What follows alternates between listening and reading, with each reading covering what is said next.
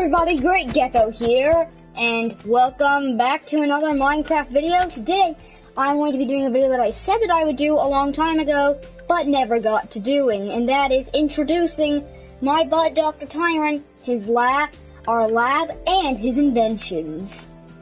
So yeah, this is the lab. Here's Dr. Tyron. How are you doing, bud? You doing good? That's nice. And his girlfriend, Dr. Shelley, who is Pip's friend. This is Dr. Shelley's bed. This is Dr. Tyron's bed. You can see that they both have their computers. Dr. Tyron has a clock. This is my office, which, as you can see, is quite amazing.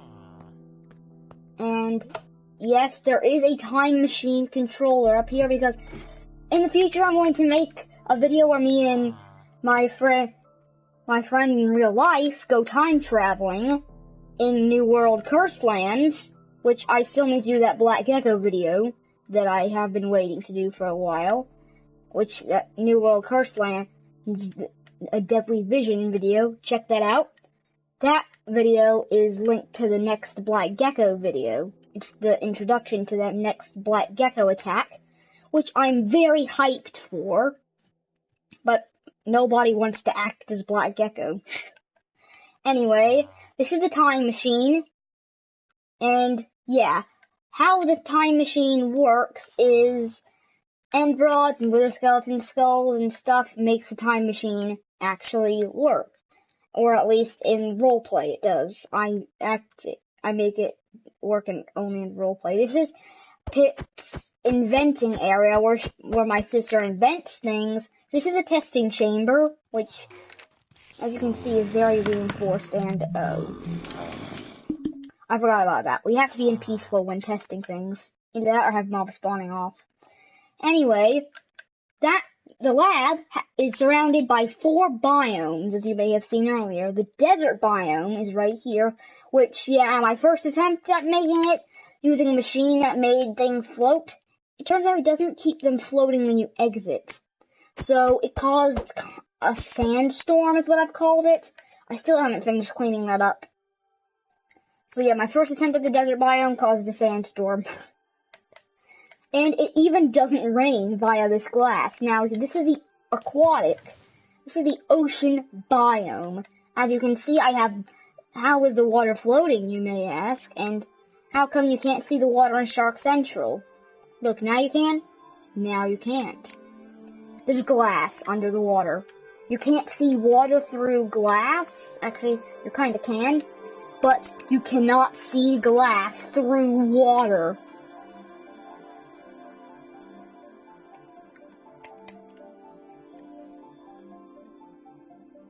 Which is how I made that. This is the snowy plains biome. And this is the plains biome. And yes, those are my beacons. I did not want to get rid of. I did not want to make them stop working. And yeah, my lab has kind of caused a few problems.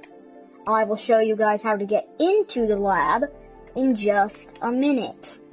Now, this is Pip's Sky World with Suko instead of Spino, but there's this little cross intersection here, which leads to my beautiful house that she made for me. Here are my couches and my kitchen. It's a really small place. Here's my bedroom. There's nothing behind these paintings, by the way. Absolutely nothing. But there is a secret here.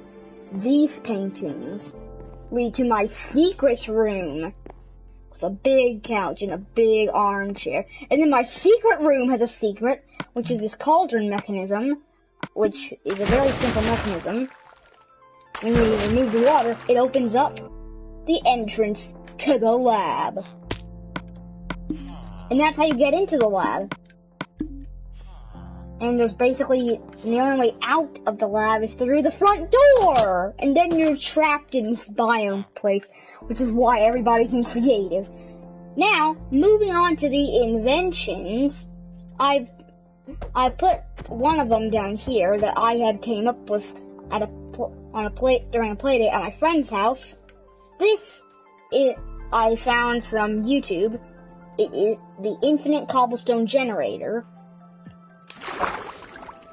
all you need is 1, 2, 3 in a 3-block deep hole, fill that with water, a 2-block deep hole, fill that with lava, and then all you need is this piston with this exact circuit. Exactly the same, otherwise it won't work. And then what happens is that since the lava touches ground level, it'll pour in front of the piston, touch the water, and create cobblestone. Now, it only has a maximum length, so when you mine the cobblestone, it creates more. See? Watch, I'll mine all this. And you can just see it that as soon as the lava touches the water, it creates cobblestone. Now this one right here is a bit more complicated, as you can see. This height might be as funny as the birthday skins. No, wait, no, the birthday skins on Ark. No, nothing. It's funny as those birthday suit skins. Anyway, this is the infinite concrete generator. Inside here, you have a simple pool of water, and as you know, when concrete powder touches water, it turns into concrete. This one, oops, has a bit of a simpler mechanism. You only need to pull the 4 repeaters back 1, and you just need that. That's all you need. But then there's the concrete powder. No, you don't have to make it that tall. And by the way, I do not have water on both sides. I just like to make it even. But you do need 1, 2, 3 obsidian, or at least just this one. Because there's a little, I used to have a piston in there that I didn't need. So you don't actually need this obsidian. Originally I thought that you did, but you actually don't. Anyway, it works just the same as the infinite cobblestone generator. You mine it, and it creates more. Of course, this one just seems a bit more infinite. Oh. Where'd all that obsidian go? Did I not put any obsidian down there? I must not have. Well, anyway, yeah, I decided to make a little obsidian bit around it, and I made it bright blue because it's Great Gecko. I'm Great Gecko. And so you can see the concrete falling. If you have one of those machines that glitch it so that nothing falls, then you kind of don't have a working machine. You need stuff to fall. Anyway, let me just, oops. I need to fill that back in. And yeah, that's just how this works.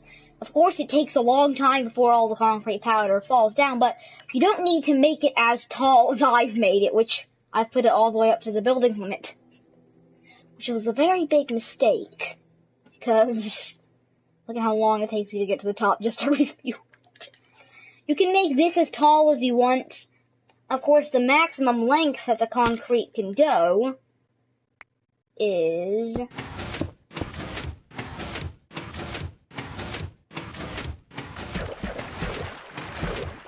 1, 2, 3, 4, 5, 6, 7, 8, 9, 10, 11, 12.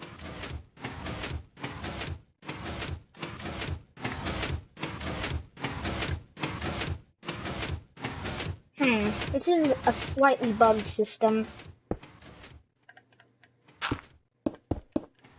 By the way, guys, this can happen to you.